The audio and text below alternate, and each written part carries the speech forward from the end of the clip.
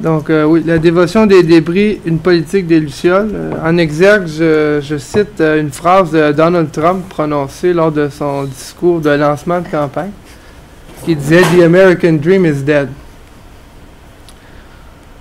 Pour les habitants de Richelieu et sa région, l'usine déserte Bennett Fleet, située à la sortie du pont Hughes qui traverse la route 112, semble faire partie du décor. Ses fenêtres volées en éclats et ces immenses graffitis sur le toit d'édifices qui ont probablement exigé des acrobaties irréalisables n'offusquent plus personne. On ne questionne jamais le fait qu'elle soit fermée depuis de nombreuses années. Les temps ont changé, explique-t-on. Les coûts de production et de transformation de la matière en Amérique sont désormais trop élevés. Les organisations syndicales en demandent beaucoup trop. Elles nuisent au développement de l'économie et obligent les entreprises à quitter le pays. Comprenez-moi bien, il faut contrer l'essor de la superpuissance chinoise et demeurer compétitif devant les grandes industries européennes. Tout le monde sait cela. Pourtant, sur toutes les chaînes télévisées, on peut voir Donald Trump promettre la résurrection de la superpuissance militaro-industrielle américaine à une horde révulsée de sympathisants républicains. Aujourd'hui, à Richelieu, petite ville industrielle du Québec, on retrouve 4 Tim Hortons à quelques kilomètres de distance, 2 bars de danseuses, des restaurants sportifs et un nombre ridicule de concessionnaires automobiles et de stations-service. L'industrie va bien où elle veut. Depuis quelque temps, chaque fois que cette usine surgit dans le pare-brise, une pensée me traverse l'esprit et revient me hanter. Ma grand-mère a travaillé là durant la crise économique des années 30. J'ai toujours beaucoup parlé avec elle de sa vie d'ouvrière et de servante dont seul le mariage a pu la délivrer. Elle aimait sa bière avec du sel, jurait contre la paresse des joueurs du Canadien de Montréal, vantait l'époque des ballrooms et les swings du Glenn Miller Orchestra. Avant d'épouser René, me disait-elle, j'ai connu bien des hommes, des patrons surtout. Dès ses 15 ans, son père l'avait forcée à s'user les doigts comme apprentie couturière à la bennette, et elle devait, comme presque toutes les jeunes filles de son âge, rendre la totalité de son salaire pour subvenir aux besoins de sa famille, très pauvre, comme la plupart des ménages canadiens-français de l'époque. Constamment, des superviseurs défilaient entre les rangées de machines à coudre. Ils hurlaient aux femmes de se dépêcher dans une langue qu'elles ne connaissaient pas. À de nombreuses reprises, un subalterne, toujours la même, en profitait pour gifler ma grand-mère et les autres, quand ses collègues avaient le malheur de détourner le regard. Aucune n'y échappait. C'est en trébuchant sur le sol accidenté couvert d'herbes folles de l'usine Bennett, où je suis entré par infraction un soir, que j'ai aperçu une faible nuée de lucioles qui m'a rappelé la survivance des lucioles dont parle Georges Didier Obermann dans un essai du même titre. Couché par terre, j'ai observé pendant de longues minutes les corps minuscules des lucioles irradiés dans les saccades blanches de la nuit. Derrière le silence, on pouvait entendre le grondement des poids lourds. Au-dessus des lucarnes, je devinais la lumière des projecteurs du concessionnaire Ford qui demeure allumé jusqu'à l'aube. Ce grondement de l'Amérique ne fait que broyer des rêves. Il faut beaucoup se perdre, disparaître dans plusieurs vies pour survivre à cette ville. Quand je me suis retourné, les lucioles avaient disparu. Quelques mois avant sa mort, le cinéaste et poète Pier Paolo Pasolini a écrit un de ses textes les plus célèbres, Le lieu vide du pouvoir en Italie, mieux connu sous le titre La disparition des lucioles. Dans ce bref essai d'une rare densité, Pasolini crée la figure mystérieuse de la luciole qui incarne à la fois l'expérience perdue dont parlait Walter Benjamin, la survivance indestructible de cette expérience et l'héritage problématique que peut offrir une telle expérience de la pauvreté. Selon Pasolini, je le cite, au début des années 60, à cause de la pollution atmosphérique et surtout à la campagne, à cause de la pollution des eaux, fleuves d'azur et canaux transparents, les lucioles ont commencé à disparaître. Le phénomène a été fulminant, foudroyant. Au bout de quelques années, c'en était fini des lucioles. Elles sont aujourd'hui un souvenir quelque peu poignant du passé, qu'un vieil homme ou une vieille femme s'en souviennent, peuvent se retrouver tels qu'en leur jeunesse dans les jeunes d'aujourd'hui, et ne peuvent donc plus avoir les beaux regrets d'autrefois. Ce quelque chose survenu il y a une dizaine d'années, je l'appellerai donc, dit-il, disparition des lucioles. Depuis ma naissance, j'ai pu constater la fermeture de 3 usines à Richelieu. La Bennettley, une bonnetterie dont je n'arrive pas à retracer le nom malgré de patientes recherches, et l'usine Pee-Wee qui a péri dans un incendie accidentel au milieu des années 90. Le terrain vague derrière chez moi où j'arrivais à suspendre le temps à l'aide des hennissements d'un balai déplumé a été recouvert de béton et est désormais surplombé par une clinique d'urgence. Tout comme dans la campagne italienne de Pasolini, quelque chose est survenu il y a une dizaine d'années, emportant avec elle un monde que les jeunes enfants rigolants à présent dans le parc municipal n'ont pu connaître, tout comme le Richelieu industriel des années 30 que j'ai pu entrevoir partiellement qu'à travers les souvenirs de ma grand-mère. Pasolini est le premier à avoir reconnu l'existence d'une politique des lucioles. Les dirigeants du pouvoir démocrate chrétien ont laissé les lucioles s'éteindre. Ils n'ont pas eu connaissance de leur disparition parce qu'ils étaient trop occupés à développer la stratégie économique et industrielle de l'Italie supposément post-fasciste. La politique des lucioles consiste d'abord à retrouver les lucioles, à retracer leur sillage dans la nuit et d'interroger leur absence. Son exigence est de comprendre notre temps par son manque de lucioles. Les masques doivent flamber et la continuité des fascismes, le règne des états d'exception doivent basculer dans les mains de celles et ceux qui transmettent des héritages de pauvreté et d'humiliation depuis des siècles. Je suis certain, écrit Pasolini, que si on ôtait ces masques, on ne retrouverait même pas un tas d'os ou de cendres. Il y aurait le néant, le vide. Il y a en réalité aujourd'hui en Italie une dramatique vide du pouvoir. Mais nous y voilà. Pas un vide de pouvoir législatif ou exécutif, pas un vide de pouvoir dirigeant, ni pour finir, un vide de pouvoir politique, qu'il soit pris dans n'importe quel sens traditionnel, mais un vide de pouvoir en soi. Ce vide de pouvoir constitue une impuissance générale des peuples devant les forces de destruction qui se déchaînent contre l'humanité depuis la révolution industrielle, qui l'oblige à entretenir le désordre planétaire où s'enfonce le cours du monde, dans le seul but d'éviter des entraves aux ententes de libre-échange qui garantissent le développement infini des économies occidentales. La disparition des lucioles est le résultat d'une démission organisée des gestionnaires d'État, un désaveu total de leur responsabilité en principe inaliénable envers les populations et leurs intérêts qu'ils prétendent défendre fièrement. L'absence de lucioles dans les campagnes italiennes et américaines témoigne de leur effacement, de leur lâcheté devant les situations d'affaires avantageuses et les pressions incessantes de l'hégémonie bancaire qui demande aux États d'arnacher le discernement des institutions, de réaménager le territoire et de céder ses ressources en fonction d'assurer la pérennité du projet industriel. La disparition des lucioles correspond à ce que René Lapierre appelle le dépaysement.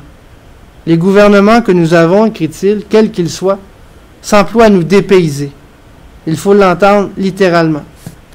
S'emploient à refuser aux hommes et aux femmes toute terre, toute culture, toute identité qui ne soit pas d'abord et avant tout bonne pour les affaires, requise par elles, et d'emblée rendue à l'argent. Cela renvoie à des formes d'exploitation du travail et du sol qui ont intérêt justement à ce que la notion de pays n'apparaisse pas. Quand certains lieux sont ensevelis, sous d'autres lieux, le corps brûlé des lucioles apparaît. Elles envoient leur signal désespéré. Quelque chose repose ici. Il n'y a pas de lieu sans esprit. L'endroit apparaît parce qu'on y entend, je cite René Lapierre, chargé de ce qui se rappelle et détaché de ce qui fut. Pas souvenir, mémoire, quelque chose qui ne va pas, pour reprendre une autre formule de René Lapierre. On peut parler d'un mensonge qui réunit tous les entiers de l'histoire américaine, qui réveille ses fantômes. Celui des États-Unis qui se sont conçus comme une exception de l'histoire, pire encore, comme son recommencement. Alors on ne questionne plus rien. Certains morts disparaissent des registres pendant un sermon sur le destin de l'avenir, sur le destin de la démocratie libérale. Les guerres civiles sont des choses qui arrivent, vous savez, et entre nous, dit le membre du Parti républicain, honnêtement, que serait devenu ce pays si nous l'avions laissé aux Indiens? Et après cela, certains se font une fierté d'affirmer que le fascisme est bel et bien mort avec la dépouille de Mussolini. Pour Mussolini, la disparition des Lucioles signifie tout à fait le contraire. Le fascisme a survécu, il est tout aussi dépaysant qu'autrefois et se cache derrière la dureté des gestionnaires, leurs objectifs d'efficacité organisationnelle. Tout a été prévu, savamment calculé. Si les choses tournent mal, nous pouvons toujours fermer et déménager. Nous sommes libres. L'idée est peut-être excessive, mais je considère les usines désaffectées de l'Amérique comme des miroirs du progrès. Des miroirs brisés dont les éclats s'enfoncent dans le sol exproprié de l'histoire. À présent, un visage à lui seul ne renvoie aucune image devant la gigantesque structure de béton et les fenêtres en pièces d'où on peut observer les corridors vides de l'usine, ces poutres grises au seuil de l'effondrement. C'est le reflet défigurant d'une communauté qui surgit à travers les copeaux de vitres qui jonchent le chemin de l'usine. Comment peut-on circuler près de ces bâtiments tous les jours sans reconnaître la tragédie de leur abandon? Il est impossible de répondre simplement « c'est comme cela ». Pourtant, cette phrase incarne toute la magie de l'Amérique. Son continent carbure à la fierté d'être irréparable. L'irréparable nous protège, il fait en sorte, je cite Giorgio Agamben, que les choses soient comme elles sont, d'une manière ou d'une autre, livrées sans remède à leur manière d'être. Irréparables sont les états de choses, quels qu'ils soient, tristes ou joyeux, atroces ou bien heureux. Ces usines désertes forment des espaces désavoués de la mémoire américaine. Elles sont les traces visibles de l'échec du rêve américain, plus encore l'échec de l'Amérique comme exception et recommencement de l'histoire en rupture avec le passé de l'Europe. Nous avons été épargnés d'Auschwitz, entendons-nous dire parfois, comme si l'histoire américaine était exempte de génocide, de crimes d'État et de cruauté. Comme si l'Amérique était sans aucun doute le dernier refuge contre la barbarie et l'absence de recours démocratique. Pourtant, nous sommes en Amérique et les politiques du mépris s'exercent quotidiennement. La violence économique sévit partout. Donald Trump fait l'allocation de foule lors de ses assemblées. Il paie des femmes mexicaines pauvres qui l'interrompent durant ses discours et hurlent à la foule à quel point elles ont foi en lui et que seul cet homme peut rendre l'Amérique grandiose à nouveau. Personne n'y croit vraiment, mais tel est le mythe. Il nous fait du bien malgré sa terrible grossièreté. Et parfois, on se laisse prendre au jeu. À 2 heures du matin, après plusieurs reprises d'une envolée de Trump, une question s'empare de nous. Où est donc passée l'Amérique? Comment lisons-nous l'Amérique? Qu'en avons-nous fait? Demande René Lapierre. Je le cite. Ce n'est pas une chose que nous possédons. Il nous faut apprendre à la lire et à la reconstruire élément par élément, à commencer par les corps et les voix, les milliers d'œuvres dont les journaux ne parleront jamais, que nul ne recevra si nous ne nous y employons pas. L'Amérique a déjà existé comme commencement. Le rêve américain a existé lui aussi comme vision et ferveur, mais il s'est vu recyclé en idéologie. Il s'est mis à mentir et à dissimuler. Il s'est, comme une baudruche électorale, dégradé en parodie du politique et du civique, jusqu'à faire écran et passer un jour dans la grande amnésie de la consommation pour la réalité. Que peut-on reconstruire avec les restes de l'Amérique? Ses rêves sont morts, certains quartiers de ces métropoles sont condamnés.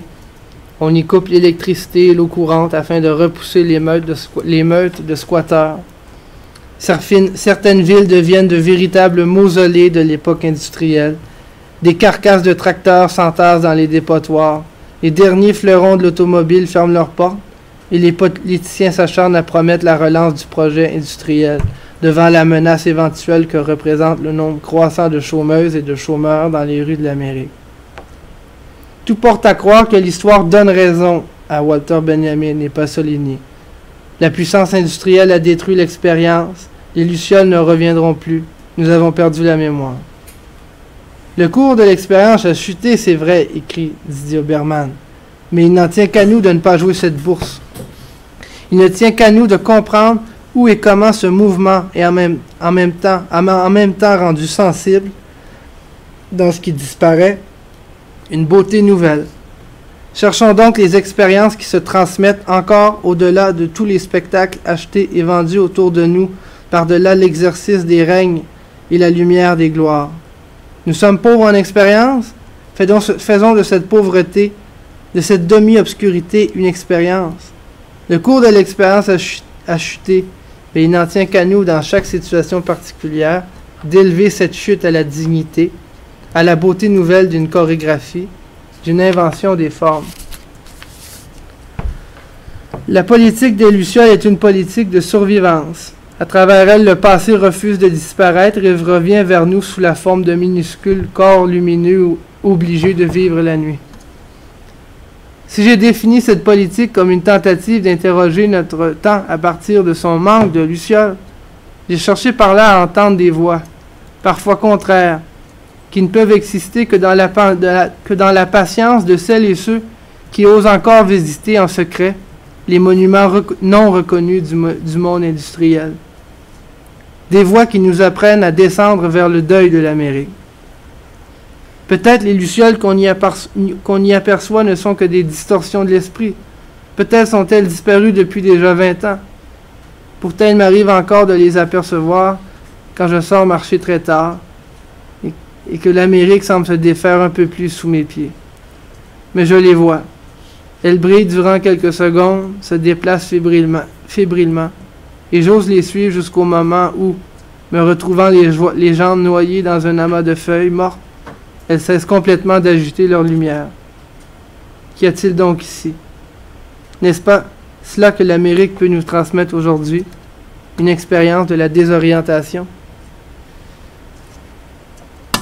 Ma grand-mère habite désormais avec des centaines d'autres femmes dans un centre de convalescence prolongé à Marieville, une petite ville industrielle tout près de Richelieu.